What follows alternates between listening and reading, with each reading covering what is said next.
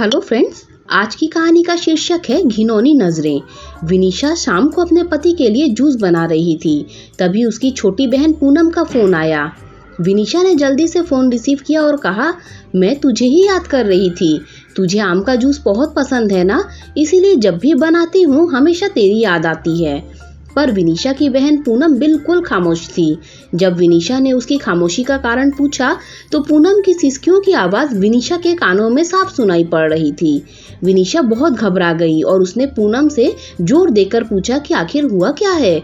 तब पूनम ने डरते डरते बताना शुरू किया कि अभी मेरे मोबाइल पर किसी अनजान व्यक्ति का फोन आया था। वह मुझे कह रहा था कि वह मुझे जानता है और उसके पास मेरी कुछ फोटोज हैं, और अगर मैंने उसकी बातें और शर्तें नहीं मानी तो वह उन फोटोज को इंटरनेट में डाल देगा। तब विनीशा ने पूनम से कहा, पूनम, ऐसे ही कोई गलत नंबर होगा, कोई सरफिरा ऐसे ही तेरे मजे ले रहा होगा। तू डर मत, कुछ नहीं होगा ऐसा वैसा।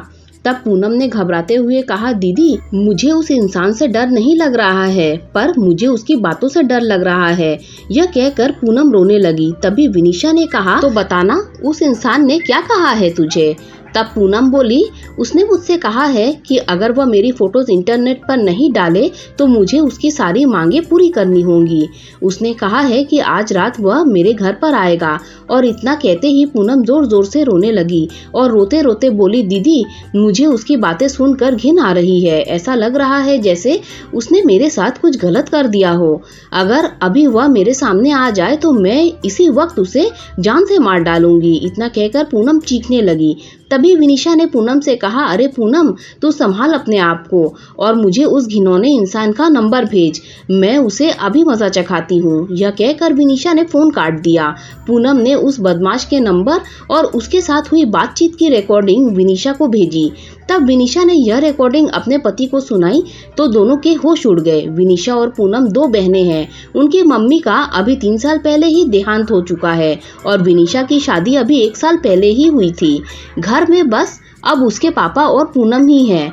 अब मोबाइल पर ऐसी धमकी भरी अश्लील बातें कोई भी बेटी अपने पिता को आसानी से नहीं बता सकती।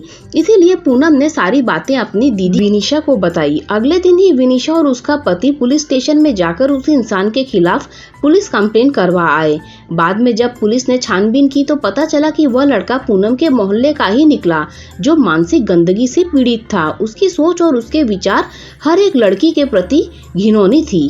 उसे पता था कि पूनम की मम्मी का देहांत हो चुका है और वह दिन भर घर में अकेली रहती है और वो इसका फायदा उठा सकता है, और वह लड़का अपनी बुरी नजरों और घटिया बातों से पूनम की आत्मा के साथ खिलवाड़ कर रहा था। पर बाद में जब उसे पुलिस ने पकड़ लिया तो उसे जेल की सलाखों के पीछे जाना पड़ा। आज भी हमारे समाज में उस जैसे मानसिक रोगी बैठे हैं जो हजारों लड़कियों की आत्मा के साथ खिलवाड़ कर रहे हैं। इनमें से कुछ लड़कियां तो मजबूत होती हैं जो ऐसे रोगियों को अच्छा सबक सिखाती हैं, और कुछ लड़कियां उनसे डर जाती हैं और उनकी मांगों को पूरा करते करते उनकी घिनौनी नजरों का शिकार बन जाती हैं। दोस्तों, कहानी अच्छी लगी हो तो लाइक, शेयर, सब्सक्राइब कीजिए। Thanks for watching.